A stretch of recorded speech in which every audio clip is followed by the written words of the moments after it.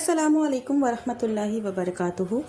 مفسرین نے امانت کا بہت سارا مفہوم بتایا ہے، جس میں ایک معنی یہ بتایا گیا ہے کہ امانت سے مراد وہ ذمہ داریاں ہیں جو فرائض اور واجبات کی شکل میں اللہ کی جانب سے انسان کے اوپر عائد کی گئی ہیں۔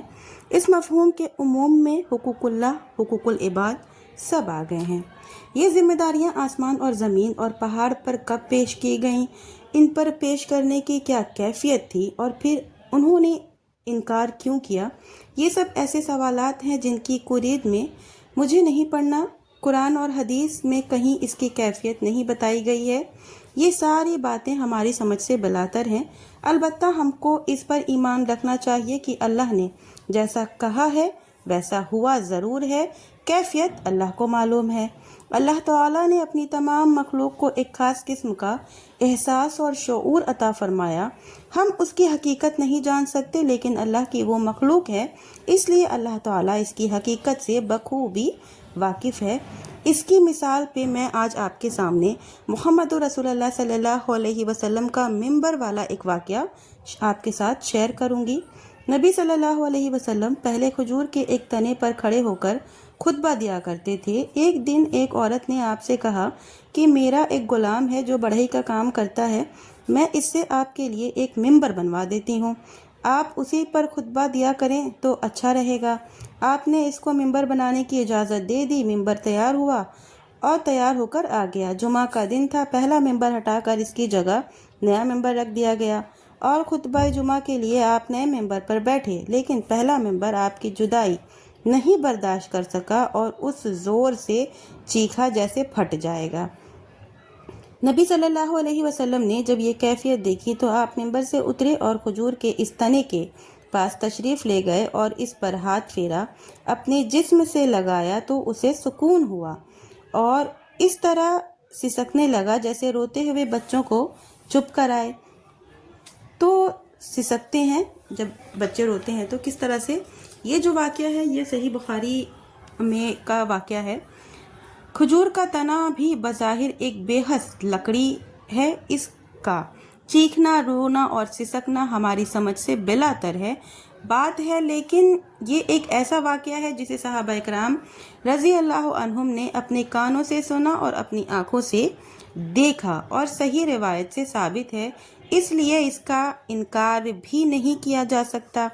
چونکہ نبی کریم صلی اللہ علیہ وسلم کے بعد دعوت دین کی ساری ذمہ داری انہی صحابہ اکرام رضی اللہ عنہ کے کندھوں پر آنے والی تھی، اس لیے ضروری تھا کہ اس طرح کی کرامتوں کا انہیں مشاہدہ کرایا جائے تاکہ ان کے ایمان اور عزم و یقین میں کمال پیدا ہو اور اعلی کلمت الحق کی خاطر جان، مال اور نفس کی قربانی پیش کر سکیں، اور ایسا ہی ہوا، فالحمدللہ علی ذالک۔ اسی پر قیاس کر کے یہ سمجھا جا سکتا ہے کہ اللہ تعالیٰ اپنی ہر مخلوق میں جس کی قوت رکھی ہے، ہر ایک کی اپنی صلاۃ التسبیح اور واجبات و فرائض کو جانتے ہیں، لیکن جب اللہ نے امانت کی ذمہ داری ان پر پیش کی تو تحمل کی صلاحیت نہ ہونے کے باوجود، نہ ہونے کی وجہ سے ہر ایک نے معذرت کر دی۔ اللہ تعالیٰ نے امانت کا یہ بوجھ جب انسان پر پیش کیا اور اس کے ثواب اور عقاب کو بتایا تو انسان کی نگاہ ثواب پر گئی اور یہ بوجھ اٹھا لیا۔ اجلت پسندی اور ناعاقبت اندیشی کی بنا پر انسان کو ظالم اور جاہل کہا گیا ہے۔ ظالم اسے کہیں گے جو عدل کی صلاحیت رکھتا ہو لیکن عدل نہ کرے، جاہل اس شخص کو کہیں گے جو علم کی صلاحیت رکھتا ہو لیکن علم نہ حاصل کرے۔ اب آپ غور کریں تو معلوم ہوگا کہ انسان کے علاوہ ایک طرف اللہ کی وہ مخلوق جنہیں ملائکہ کہا جاتا ہے، وہ ہر وقت اللہ کی تسبیح و تخلیل اور اطاعت فرما برداری میں مشغول رہتے ہیں، اس لیے ان کے یہاں صرف عدل ہے، ظلم کا امکان ہی نہیں ہے۔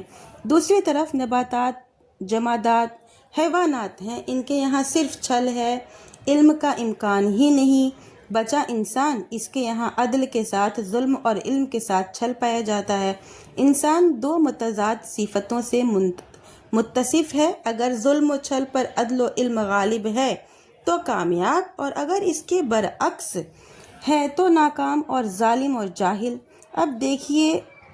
اب دیکھا جائے کہ انسان نے امانت کا بوجھ اپنے کندھوں پر اٹھایا ہے اس کی ادائیگی میں کہاں تک کامیاب ہے اور اپنے طرز عمل کی وجہ سے ظلم و جھول کہے جانے کا مستحق ہے یا نہیں، مجھے کمنٹ میں ضرور بتائیے گا۔ یہ بتایا جا چکا ہے کہ امانت کے عموم میں حقوق اللہ اور حقوق العباد دونوں آ جاتے ہیں۔ یہ چیز میں نے آپ کو ویڈیو کے شروع میں ہی بتائی ہوں۔ ان کا احاطہ ناممکن ہے، بطور مثال چند کا ذکر کیا جا رہا ہے، لیکن وہ باتیں جو ہیں میں آپ کے ساتھ، یہ جو مثالیں ہیں میں آپ کے ساتھ اپنی نیکسٹ ویڈیو میں شیئر کروں گی، کیونکہ ایک ہی ویڈیو میں سب شیئر کرنا ایک ساتھ بہت لمبی ہو جاتی ہے ویڈیو، اور آپ لوگ بھی بور ہو جاتے ہیں۔